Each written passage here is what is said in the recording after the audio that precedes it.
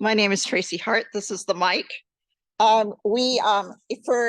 There was a women's leadership luncheon here right before this. So part of the chaos you're seeing is the fact that we exited the lunch, food, we rearranged the chairs, and now we're just making sure we have the tech ready before we launch in, because I don't want to launch in and then figure out that the tech is ready. You think we're all good to go?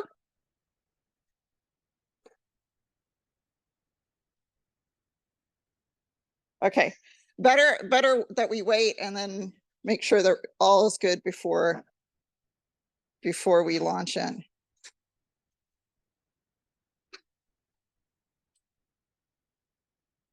Okay, well, I'll start talking. So my name is Tracy Hart. I'm the chair of the session, Environmental Peacebuilding and Practice, Stories on Impact. And the purpose of this session was to really not focus on abstract or theory or research or systems or process or analytics, but really go to the field, look at a couple of examples, and then from the examples, see how does this kind of relate back to what we want to see in terms of conflict sensitivity or in terms of specific examples about how Indigenous peoples are consulted and are integrated with respect to conflict sensitivity, et cetera. So we have 3 disparate examples that should hopefully be a buffet for you guys to draw from. We will have 3 presentations and then question Q&A. So if you have questions, please just scribble them down so that we can have a richer conversation once we go through all 3 presentations, which I will be very evil about in terms of making you guys stick to time, because I'm known to be a bad cop, and I actually like the role. So I will be a bad cop, and if any of you come across me in a timed session, you will find that out. So I'm just going to introduce. So my name is Tracy Hart. I work at the World Bank. I am the global lead for both environmental risk management, which is our safeguards, and the global lead for our environmental work in fragile and conflict states. And so, and I've worked at the intersection of environmental safeguards and fragile and conflict states for my career. And now I get to kind of mentor and support others who are coming along and exceeding me in terms of their experiences and work, which is wonderful to see. Our first speaker today is Elise Duberg, if that's right. I've known Elise is just Elise.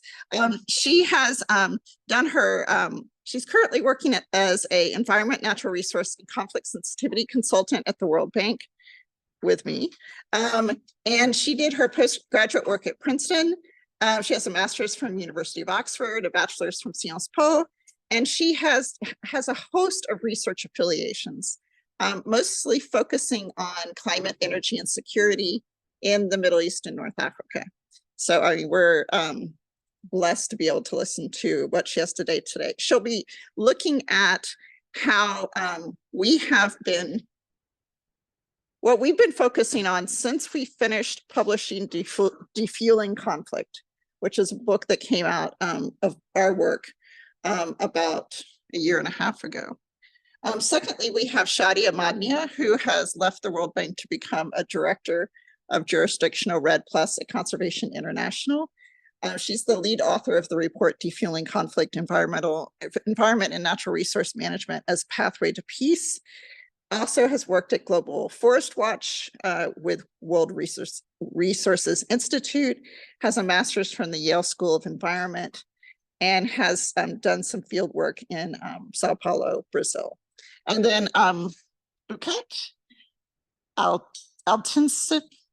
Altinsalap? Yes.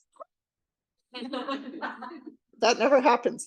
Okay, who is a PhD student in global governance and human security at UMass Boston, well known to the impacts community because she has worked in a variety of crucial roles of supporting the Environmental Peacebuilding Association. And she has also been a very active speaker at the UN Human Rights Council and an advocate for student and youth action in the space of sustainable development and peace and human security.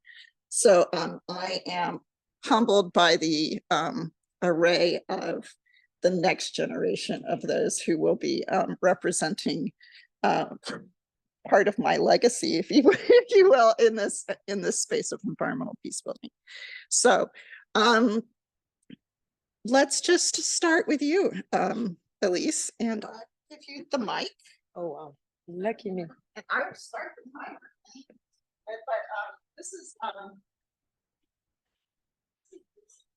there's a book that comes out that looks a lot like this. This is kind of the first draft of some of what we want to put out next. No pressure, Elise. Thank you so much for choosing this session. The competition was tough. So today I'll be speaking on behalf of the Environmental Peace Building in Fragile and Conflict Affected Situations team. We're a team at the World Bank. We started in 2021, and the first thing we did was publishing this report. Today I'll briefly present the genesis of the report, but mostly I'll want to tell you more about the rest of the work we've been doing since the publication to mainstream conflict sensitivity and to elevate the ambitions of our projects within environment and natural resource management around peace building.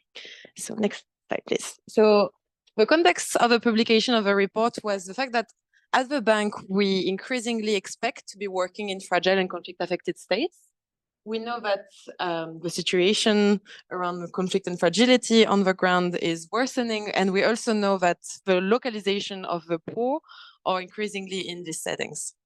At the same time, we recognize that environmental degradation and climate change are increasing risks and multiplying the amount of possible conflicts on the ground. And we also acknowledge that in fragile and conflict-affected situations, there are compounding risks due to the fact that these settings are less able to cope with some of these shocks.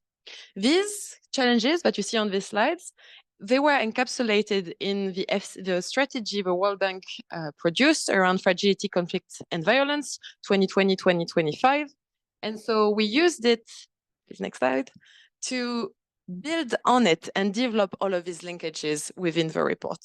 And so we have two ambitions with the report. It's building the why it's important at the level of the bank that we engage with environment, natural resource management, climate change resilience, and in particular in fragile and conflict affected settings.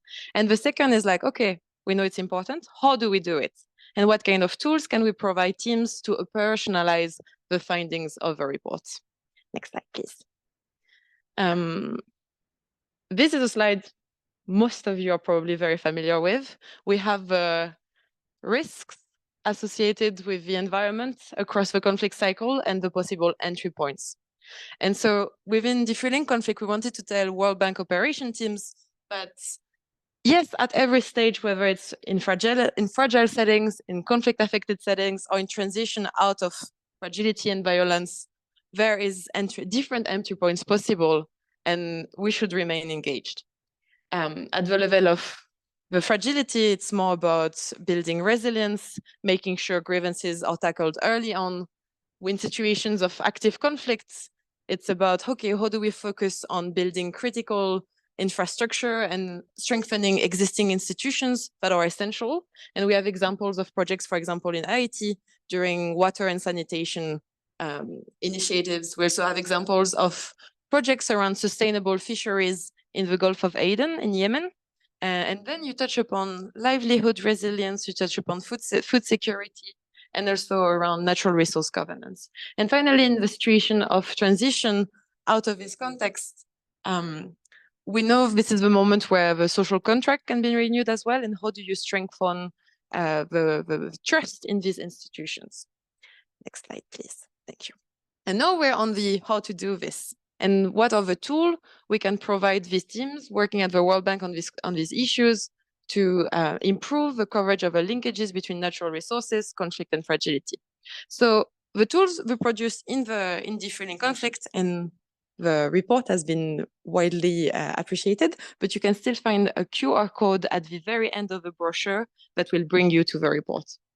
At the very end of differing conflict, you have a questionnaire that can be used both by teams developing upstream analytics. So at the level of a bank, it's all of the risk and resilience assessment we do, the country climate and development reports we publish, the country partnership framework. And the reason why these upstream analytics are important is because we define the engagement we have then on the ground and what type of projects we want to fund and support. And so it's important these teams, when they approach their work, they are aware of the linkages we highlight in the report. But not only them, also the project teams directly and the way they support project design and making sure they know about the importance of balancing natural resource dependency with limited coping capacities, knowing which groups of resource users are the one you should make sure to include in your projects, and also factoring risks around the environmental and social safeguards, the stakeholder engagements, and the M&E, obviously. Now we're going to enter the second half of the presentation on what we've done since. And so since the publication of River of Differing Conflict, we've continued supporting upstream analytics. We've provided more tools for project design and M&E, and we've provided also direct project supports to some team on the ground, and that's something I want to save time to expand on. So first, I'm going to go briefly. We have this supplementary guidance note for risk and resilience assessment. Maybe your own agencies are working on like similar tools for conflict, conflict analysis, and that could be of interest to them. We also have our guidance note for country climate and development reports. So these reports are a new report the World Bank has started publishing since 2020. And the idea is in every country where we're having operations, we want to make sure we're aligning the impact of climate change with the development pathways we recommend. And so how do we reconcile the two? What should be the priority areas of engagement for these countries? And finally, this was another piece we've published that provides lots of data and analytics on the situations of fragile conflict-affected situations when it comes to access to climate finance and the risk they face. Secondly, we've provided tools. So Shadi, in coordination with the Environmental Law Institute, worked on the toolkit for monitoring and evaluation and environmental peace building. And with the team, they worked on developing a lot of this like table of theories of change you can see. And the idea was like, okay, they're not brand new. We've already seen them. We've already applied some in our work, but how to like bring them all together so that, for example, if a project is coming to me around land restoration, I can tell them, okay, you're working on land restoration, but maybe you could also focus on like livelihood strengthening at the same time, or access to basic services, or trust towards the authorities.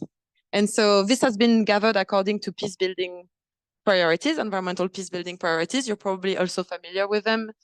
We have the livelihoods, but also basic safety and security, social cohesion, cooperation, trust, and good governance, in addition to basic services. The other things we're doing now is, okay, we have these tools, and we have a narrative for why it's important to do it. But one thing that would really help is building the knowledge base for what works and what doesn't. One way is also one of the reasons this is important is to catalyze funding, but also to like have success stories or learn from what hasn't worked and understand better why.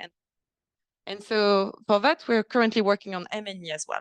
And what are the things we are seeing already being done on the ground, and what's where we see gaps and opportunities.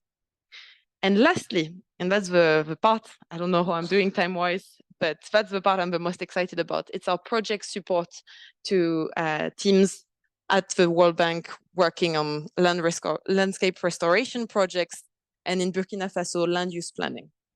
So in South Caucasus, next slide, please. In South Caucasus, we've done two things. We've helped, they were interested in the situation of land degradation in the region.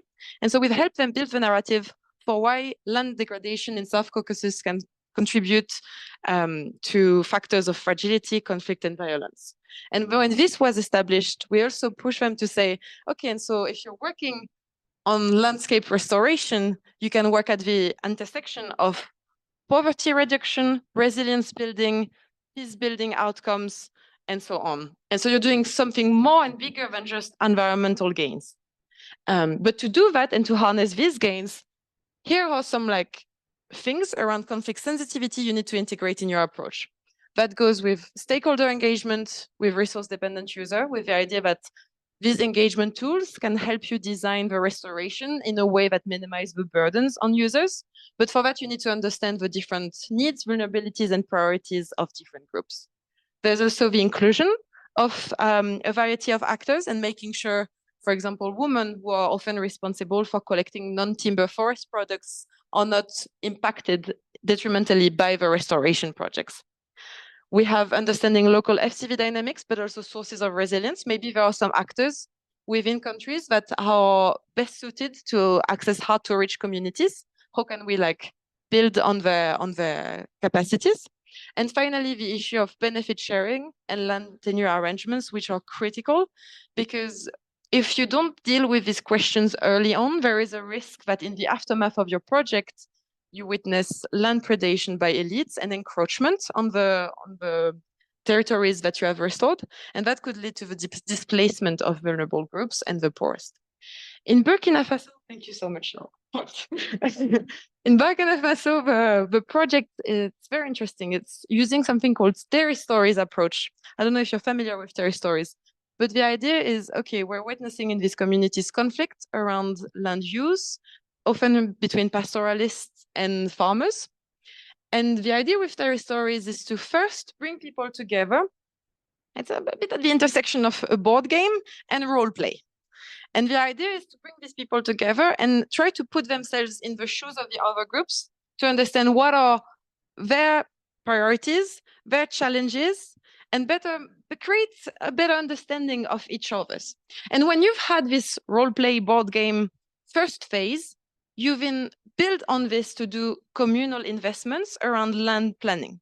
And you include participatory approach with the groups who have been in this role play to decide on where we're going to put the migration corridors, where we're going to put the renovation of some of the water access and agricultural infrastructure. And the idea is that when they did the first pilots in Burkina Faso, they were like, oh, this seems to be great to foster social cohesion, reduction of conflict. But then they were like, it would be even greater if we could measure it to build a stronger narrative for why this approach could be expanded in other countries. At the moment, there's also projects that are very similar, I think, in Mali, Niger, and the Chad, if I'm not wrong. And so one of the things we wanted to pilot with them is M&E approaches. We wanted to make sure we collect data at baseline on things like attitudes towards others. How do you perceive the outgroups? How do you perceive existing disputes and existing tools for conflict resolution? What's your perception of the leadership? Is it fair? How does insecurity or perception of existing conflict impact maybe your access to natural resources, your ability to conduct your livelihood, your ability to maybe bring your children to school and so on. And so with this collection of baseline data that is going on at the moment and that I can't wait to read the results of, we hope to then, after the expansion of the project into new communities, be able to say, okay, on this type of indicators, we've seen improvements and better understand the theories of change, linking the use of territory stories approaches and community participation in land use planning to outcomes when it comes to social cohesion. I hope I didn't overstep it. Thanks so much.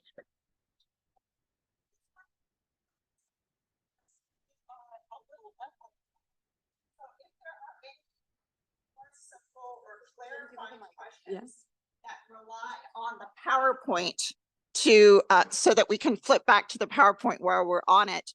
I know we're having questions in the middle of the presentation. Please ask your question, and then what will happen is Elise can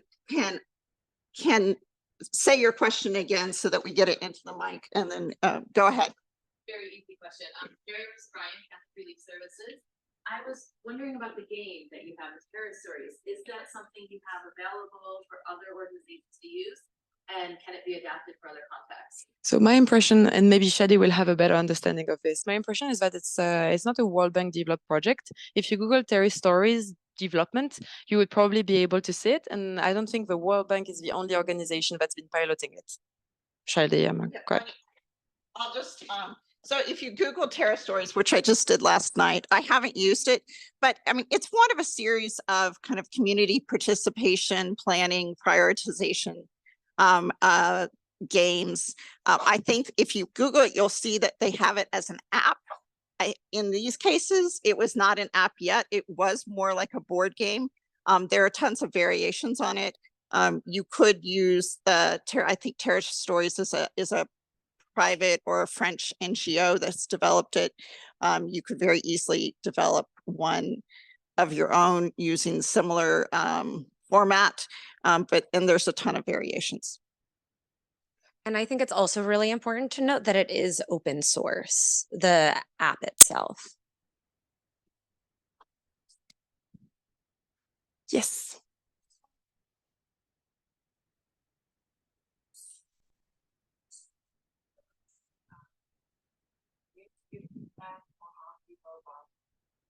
I think in this instance, so there's been a couple of M&E pilots we've been trying to use. We've like tried to broaden the engagement of the World Bank with the Everyday Peace Indicator. So far, we've not gotten the chance to make sure their approach is broadened, but like in the case of the Burkina Faso project, we worked with someone who has a background in monitoring and evaluation and conflict sensitivity, and she helped us design this. I don't have the slides any longer. She helped us design surveys. So it's not surveys for the baseline. I don't know if the idea would be to maybe in the future, it's like in future iteration of thank you so much. In future iterations of the surveys to change some of the questions based on like the feedback they get when they collect. But to be honest, this is like something that's been going on, I think, since March, and they hope to obtain the first results by this summer. So it's the last one, before the last one. Yeah. And so maybe in the future this could change, but so far it was more like a survey designed by our country team and in collaboration with our conflict sensitivity experts. One more question, if there's a burning question, otherwise we'll move on. Please, go ahead. Yes.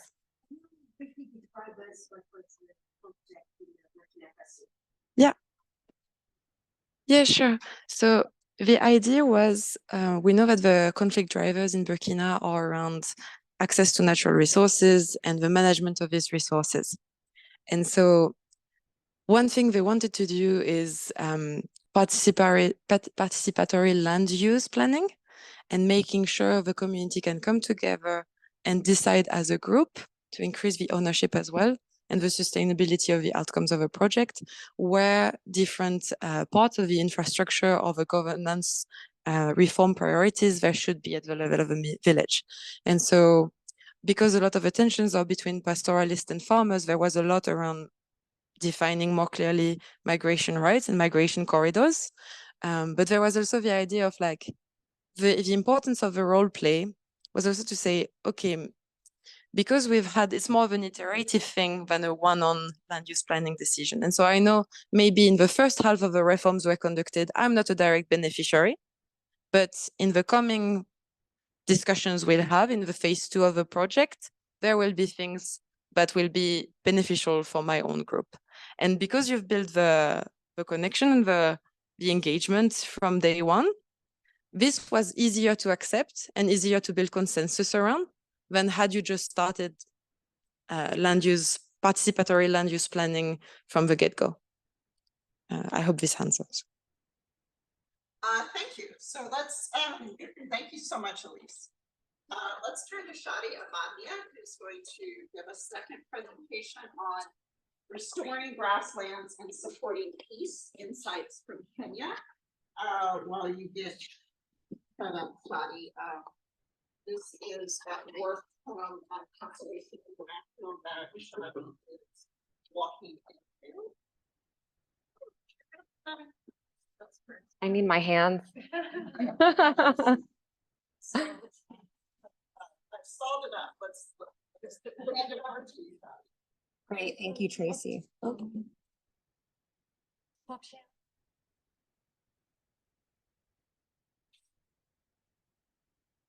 First, you need to stop sharing again. Yes, right now.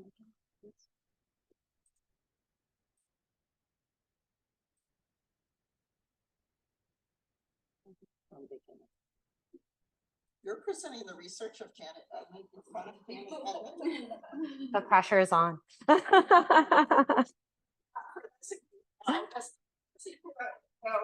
co-authors was for Janet Edmond sitting right now. Yeah. Janet, I expect you to ask questions. Well, good afternoon, everyone. Thank you so much for having me here today. My name is Shadia Mania, and I'm going to be presenting the research study and a paper coming from my colleagues at Conservation International, Restoring Grasslands, Supporting Peace, Insights from the Chulu Hills in Kenya. With us here today, as Tracy mentioned, is author Janet Edmond. This project was supported by the Global EBA Fund. EBA stands for Ecosystem-Based Adaptation, which is the use of biodiversity and ecosystem services to help people adapt to climate change. And adapting to climate change is what people living in Maasai people living in Kenya have been doing. Oh, you already know that. They're experienced increased intensity of droughts and increases in social and human wildlife conflicts over natural resources. And in this context, we consider that grassland restoration could be an opportunity for peace building to help alleviate some of these pressures that lead to scarcity-induced conflict. I'll be presenting the findings and lessons from an examination of the relationship between grassland restoration, conflict, that's social conflict, as well as human wildlife conflict, as well as the risks that exist and also the mitigation strategies that people have employed. And I think it's important to note that this is just the beginning of looking at this nexus. Conservation International, as I'm sure many in this room know, has had a rich history of working on environmental peace building. And this funding was its first foray into looking at the climate conflict nexus and how we can go into measuring these dynamics. The project used data on restoration and conflicts in southeastern Kenya's Chulu Hills, one of the most climate vulnerable parts of the country. The restoration data corresponded to a separate project that was funded by the company Apple. And our project looked at the area restored and also time as a proxy for restoration, assuming that restoration would increase over time. The project focused on monitoring human wildlife conflicts and social conflicts using household surveys and focus groups in indigenous Maasai communities in the 4 sites where restoration was taking place.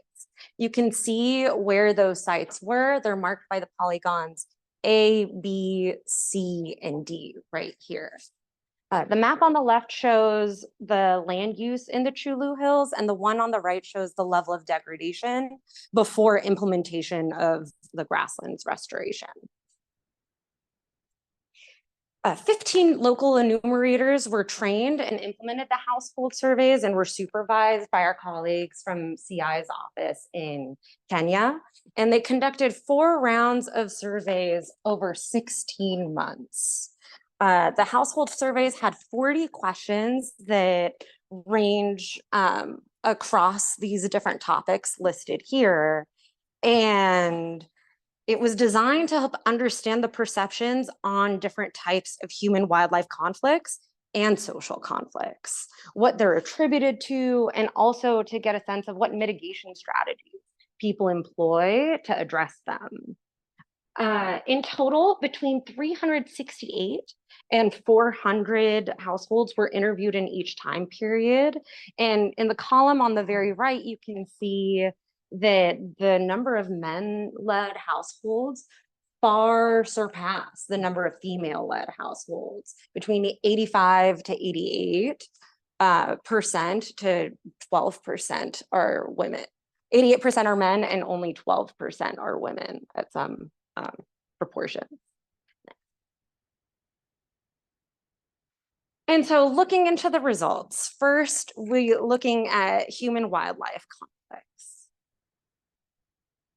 When we look at the trends based on the type of human-wildlife conflict of the households surveyed in the time period, 66 had experienced property damage due to wildlife, 74% crop damage, 54% livestock predation. And of all members of those households, 23% had experienced a non-lethal attack from wildlife. And in terms of the species mainly involved in human-wildlife conflicts, elephants were by far at 77%, the animals most involved in non-lethal attacks by humans, followed by giraffes and then hyenas.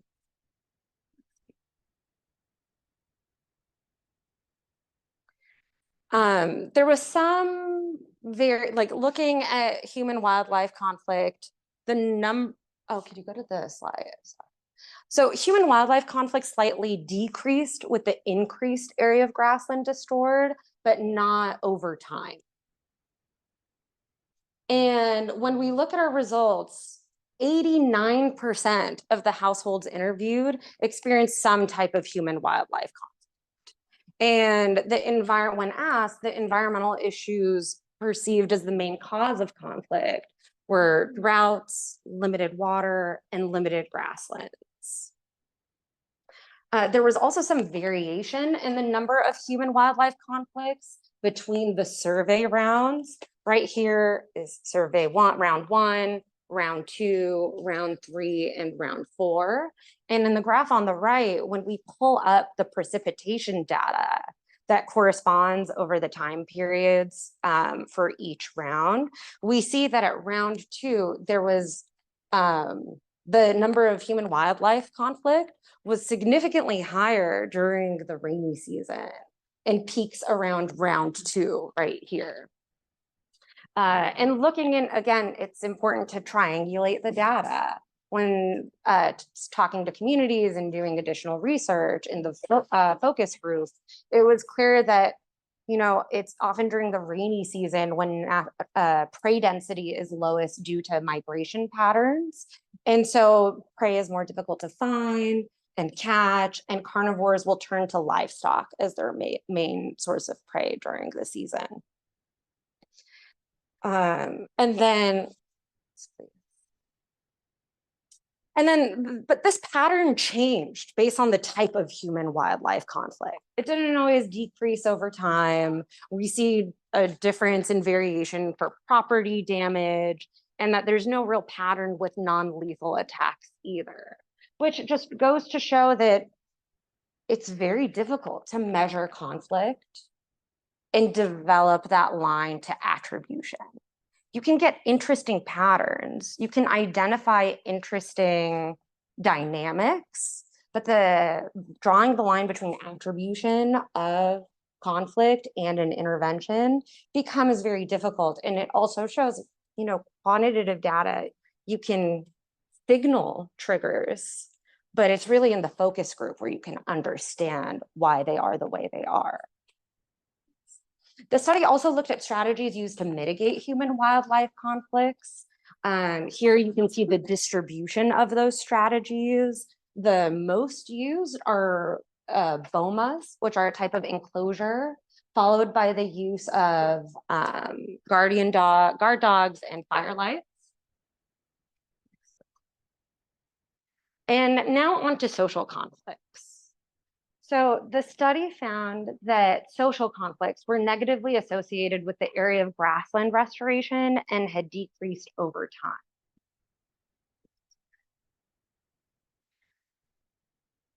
Over the course of the study, 32% of households interviewed had experienced social conflict. And very similarly to human-wildlife conflict, when people were asked what the cause of them, it was often along the lines of environment-related issues, perceived as droughts, limited water, and limited grasslands. So it's, you know, it's still linked to like this idea that it's like scarce resources. Perceptions align with the idea that competition over resources are a major driver effect of social conflict. But it's also very interesting to note that conflicts, again, peak in the rainy season, signaling potentially abundance-induced conflict after a period of scarcity. Next, please. So after the first round, when they got the initial findings of the research, the team began looking at different types of conflict, including crops damaged by people that you see here in the middle figure, and livestock killed by people, which you see on the figure to the right. And that's why there are only 3 columns in these figures, because those questions weren't included in the first round.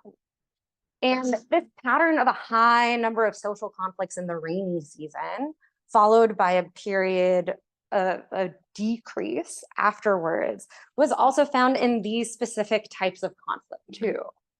So when going into the focus groups and when going into like looking into why this might be, it peaks in the rainy season, likely because crop raiding will happen when crops are mature.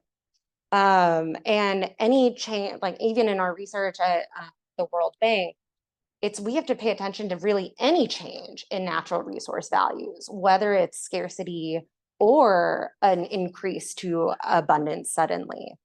Because after an excessively dry period, you can attract a high number of pastoralists to the area competing over scarce natural resources.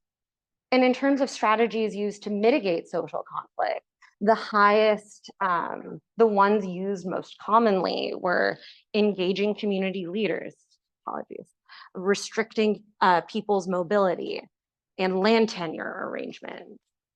And it's interesting that some of those strategies, especially reducing people's mobility and livestock mobility, might be generating decreases in livestock productivity, which could lead to further conflicts or at least insecurities. The use of these strategies also remained very similar, even as the number of social conflicts increased or waned. And going into gender, the study gleaned very compelling, interesting insights. In terms of human-wildlife conflict, the number experienced by households led by women and men didn't differ.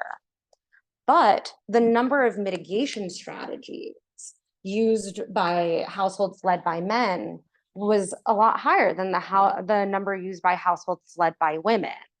And so it makes, which just poses additional questions. Why do women have access fewer strategies than men? And also poses the question of why are men more vulnerable in spite of the use of their mitigation strategies? If they're using them, why aren't they working?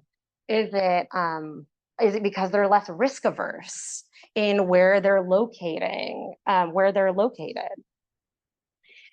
And so in terms of social conflict, thank you. Households led by women experienced more social conflicts.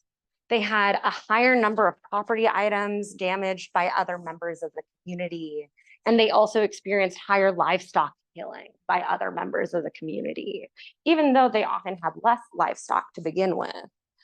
And they had negative impacts on their livestock productivity due to physical barriers imposed by others or a fear of violence. Oh, I'm done. Okay, I'll wrap it up. I have a lot to say. I'll wrap it up though. But despite reporting more social conflicts, households led by women didn't implement more mitigation strategies to address social conflicts than men. which again poses the question, what are the barriers? Why aren't they able to utilize those same social mitigation strategies? And then, thank you. And then finally, for some reflections, it's clear like a gender differentiated approach is really crucial, and we need to consider their needs, perceptions, and interests when designing strategies to mitigate conflicts. But also in 16 months, this is just a snapshot of the dynamics. It's very hard to show attribution, but you can still get very interesting insights by having that snapshot. This study shows attribution is extremely difficult, and there are confounding variables at play between precipitation, restoration, but there's still value in monitoring.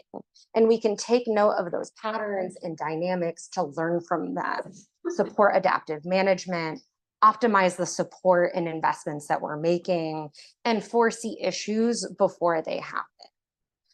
And in this case, these correlations helped heighten awareness, both for the institution and also for the field teams executing and working in these areas. Thank you.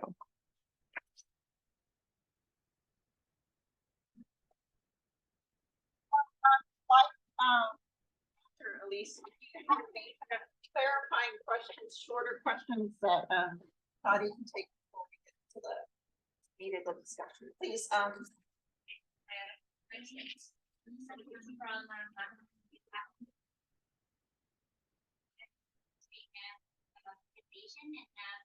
interested to because I talk about the especially social context and some of the that's the mechanism.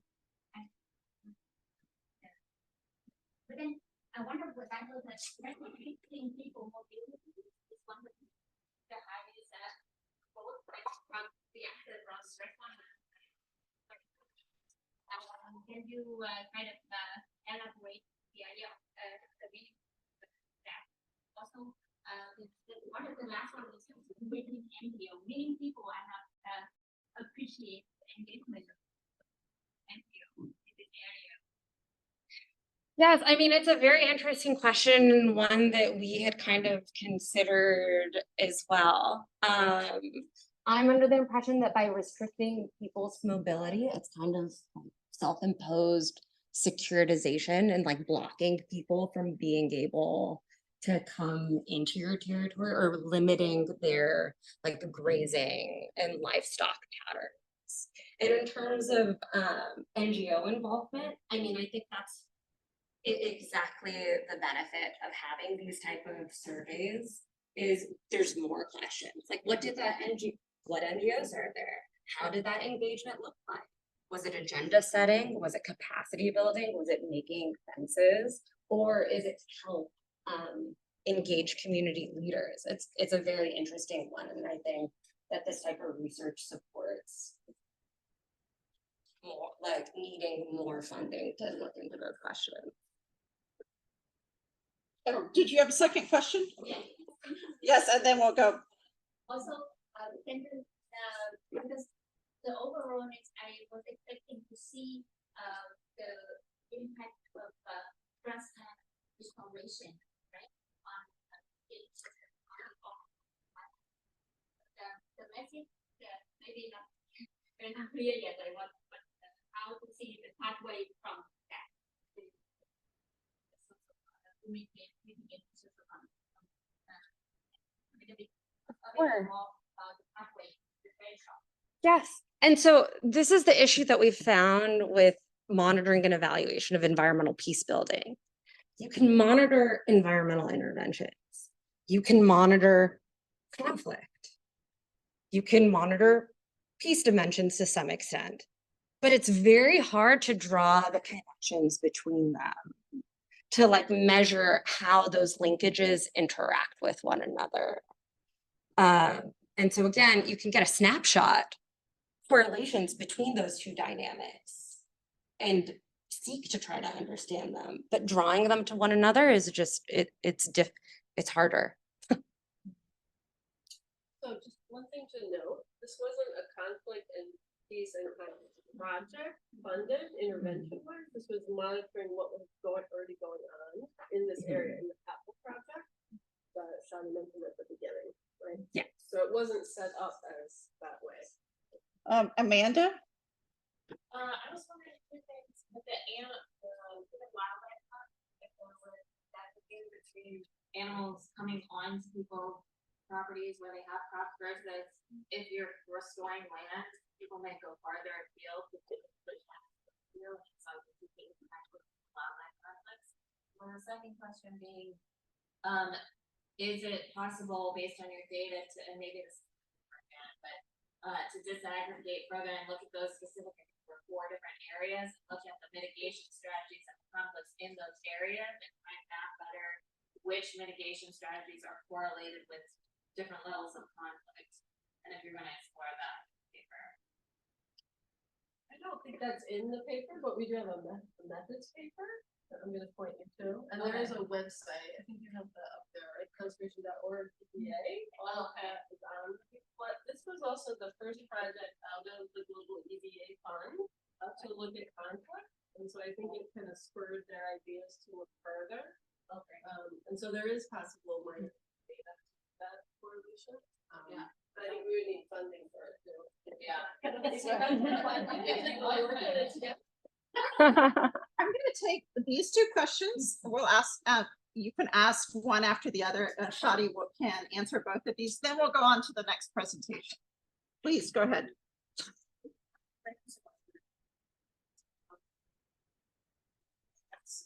It's very interesting to hear this. Mine is this one. Reflecting on what you said, I was wondering about if they mentioned issue for teaching, because truly is the reason why there's been a lot of human wildlife conflict is because of poaching. It has the highest number of elephants we have in the country. So I don't know if it was something which was mentioned because of poachers and how the Maasai community, the Kebebaw, have been trying to prevent outsiders from coming into the area. So I don't know if that was mentioned in the conversations. I think they did a literature review when they started to look at the baseline issue. This was just in those 4 areas. And I don't really know if they looked at poaching in particular. This was more from the community perspective. I don't think it was looking at poachers that were coming from outside. This is the elephants coming onto the land. The reason why I highlight that is because of the restricting people mobility. Yeah.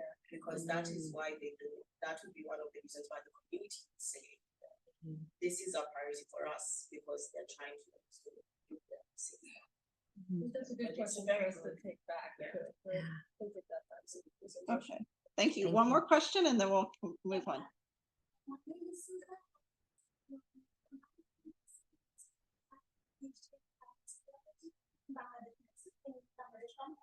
And I'm more interested in the social conflict, it's more into the primary level.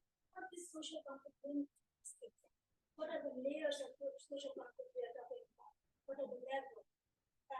And of course, it's a methodological question, but I'm more interested in the different levels.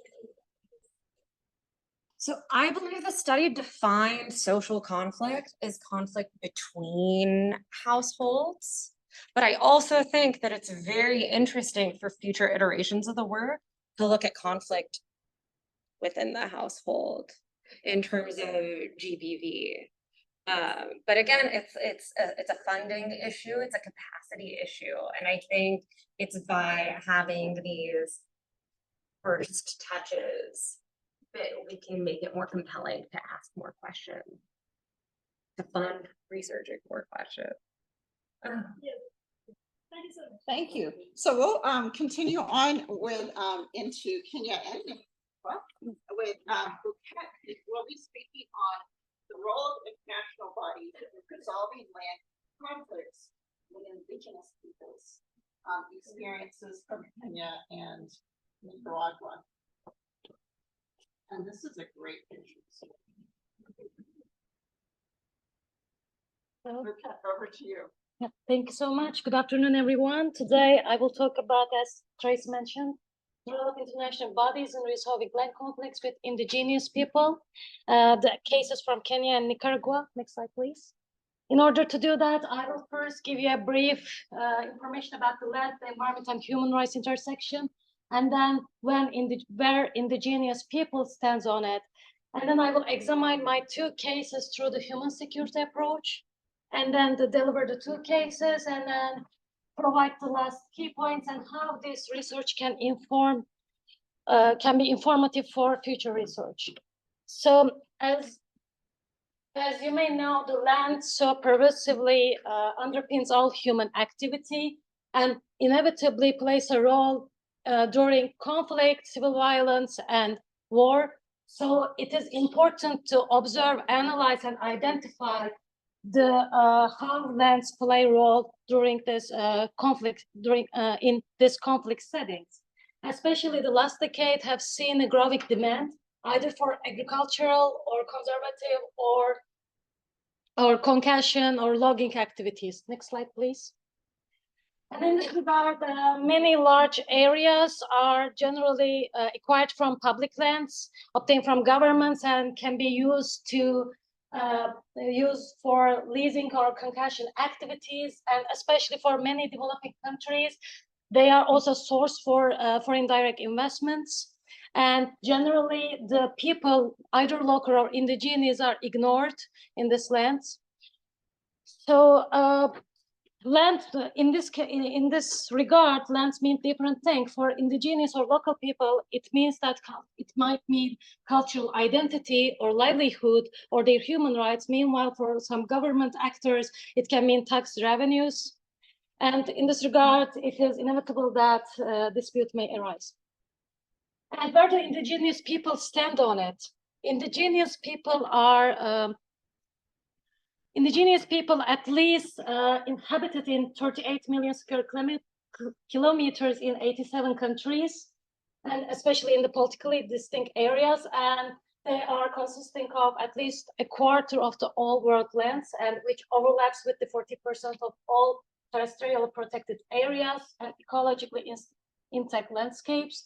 And according to latest UNICEF data, 80% of world's conflict happening in the biodiversity area where indigenous people live, 80%.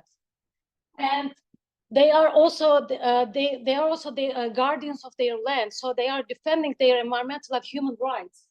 And indigenous people make up a third of the total number of environmental defenders killed across the globe, despite being the 4% of world's population. Next slide.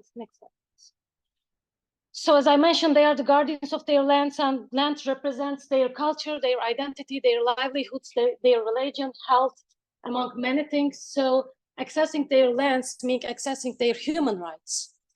So could you please go to the next slide? And there are many developments happening to acknowledge the rights of the indigenous people, such as the UN Declaration on the Rights of the Indigenous Peoples. And this year, we have witnessed the first International Indigenous Peacebuilding Summit. There are new terms are also adopted, like bicultural community protocols. Next slide, please. And today I will also deliver 2 cases that acknowledges the rights of the indigenous people through human security approach. And why this approach? Because this approach brings a holistic way to understand what's happening within the land conflict cases. So first of all, human security approach says that there are new global issues require global attention from all actors. So they are too big a single actor or government to solve alone. So in this regard, every action from every actor is top. And there is a shift in security from national or international level to the much more people-centered and people's well-being. And this is happening on 7 areas of security mainly, which is food, environment, economic, health, personal, communal, and political. And they all must have a freedom from want and freedom for peer aspects. And they are consisting of 3 generational rights: civil rights, providing basic human needs, and having a cultural life right to fully participate in a society. Next slide, please. So in this regard, the first case is the Ogek people in Kenya.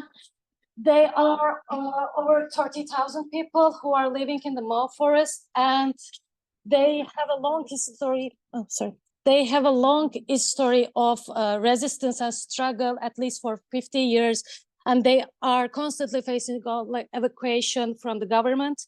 They are traditionally hunter-gatherer, and in their own language, Ogiek means caretaker of all plants and wild animals. And they are also protecting the Mo forest while benefiting from it. So survival of the Mo forest belongs to Ogiek people, and survival of the Ogiek people belongs to Mo forest. And Mo forest is one of the biggest remaining indigenous forests in East Africa. It is consisting of 60 distinct satellite forests and 16 connected forests. And it provides a significant employment and livelihood opportunities for people living there. Next slide, please. So as I mentioned before, they are Ogiek people constantly facing a struggle and resistance against eviction. And this led them to take action through regional court. And this regional court is the African Court on Human and People's Rights, which is one of the 3 regional human rights courts. One of them is European Court of Human Rights, and the other one is Inter-American Court of Human Rights. It established in 1998 and entered into force in 2004, and the headquarters in Tanzania. Next slide, please. So in order to go through the case of the timeline of the Ogiek case, unfortunately, due to the time limit, I cannot give you all details, but briefly summarize the case.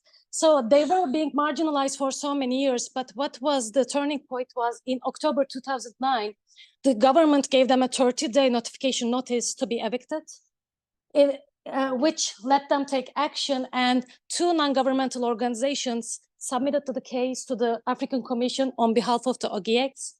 And then Commission referred the case to the court. Court provided some amicable settlement recommendations, which were ignored by the government. And 2017, court made the judgment. And then 2022, they have a further order. Next slide, please. In this regard, court acknowledged that the government was violating the Ogieks community's right, and it acknowledged it as an indigenous community. And in 2022, it further ordered Kenyan government to pay a compensation. And this is from the 2017 judgment. You can see the representative of the 2 NGOs and the Ogiek people after their victory. And the second case is the Mayagna Awastigni people in Nicaragua. So they are also one of the indigenous people living in the Atlantic coast of Nicaragua. And they are claiming around 100,000 hectares. And similar to the other indigenous people, their main livelihoods belongs to their land, and they are generally working on agriculture, fishing, and hunting. Next slide, please. So interestingly, indigenous people's rights through their rights of the indigenous people to their customarily land is guaranteed by Nicaraguan constitution, but it was not guaranteed in practice. So multinational corporations started to access to their land, and which caused some fear among Mayagna people whether their land become accessible anymore. And next slide, please. So which I will share you the details in the next slide, but which let them take action through Inter-American Court of Human Rights. And this court also established in 1979, headquartered in San Jose, Costa Rica. Next slide, please.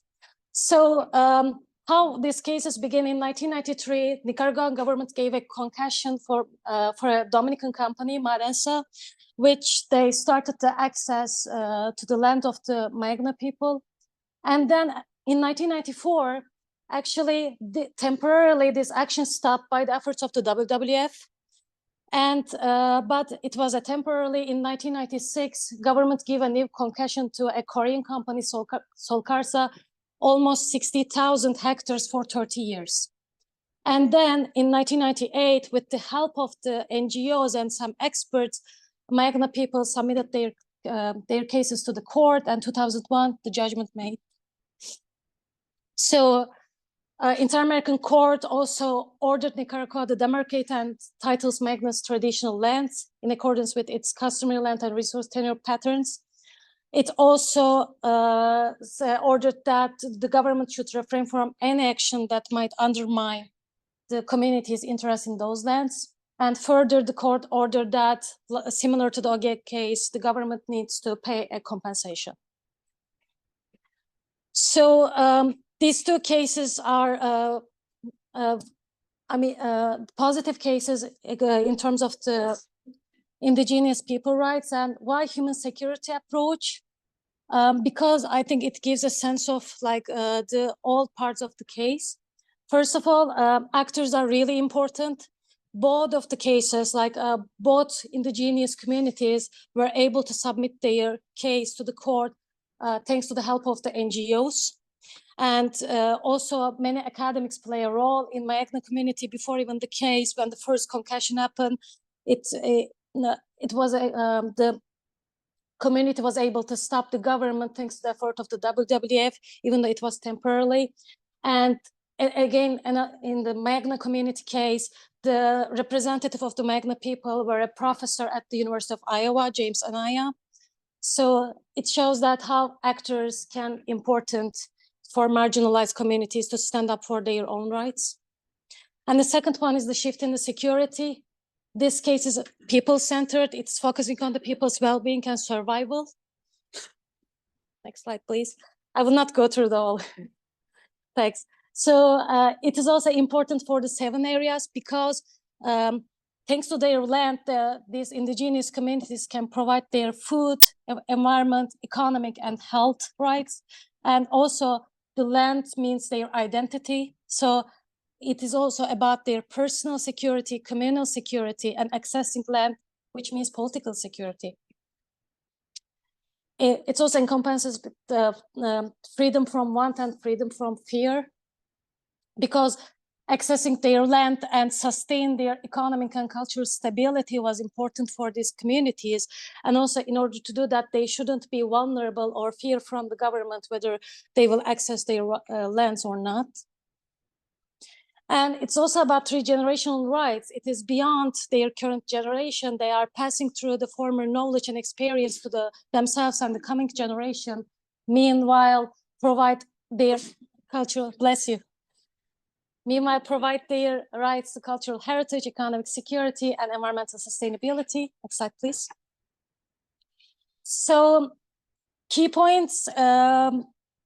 Indigenous people, these cases were not unique to Ogiek people or Magna people. All around the world, there are over 2,000 cases that indigenous people struggling for their land rights. And recognizing this, it is not just respect, but it is also how they define themselves, because without the land, they cease to be indigenous. And their knowledge system, cultures, and governance system are all rooted on their lands. But this is challenging to identify. It's a complex issue, so it requires a holistic approach, whether it is human security or not. But it requires the challenging the status quo.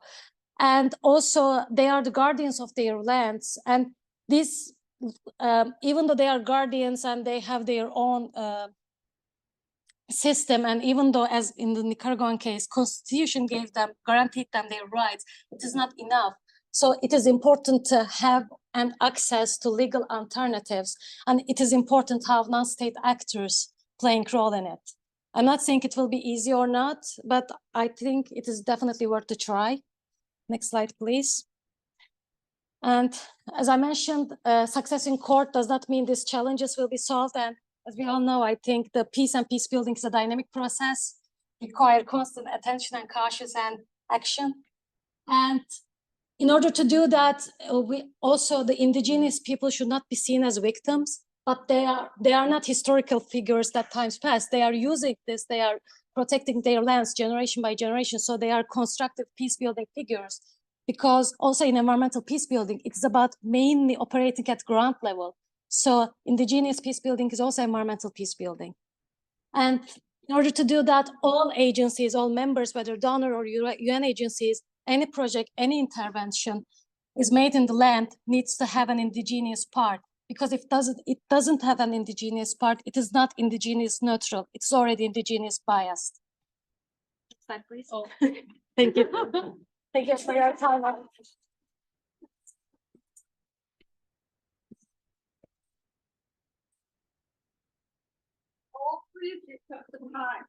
It's almost.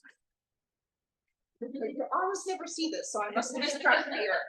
I'd like to do something before we start questions. This is a bit of a surprise. Wamika, you are the room manager, right? Would you like to stand up and introduce yourselves? Just so that, I mean, you're kind of invisible to us, so.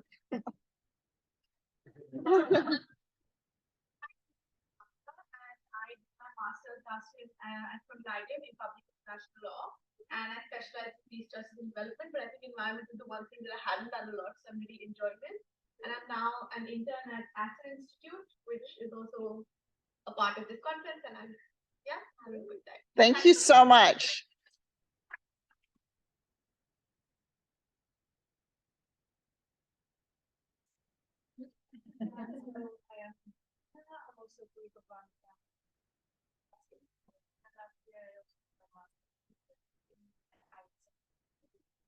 Thank you.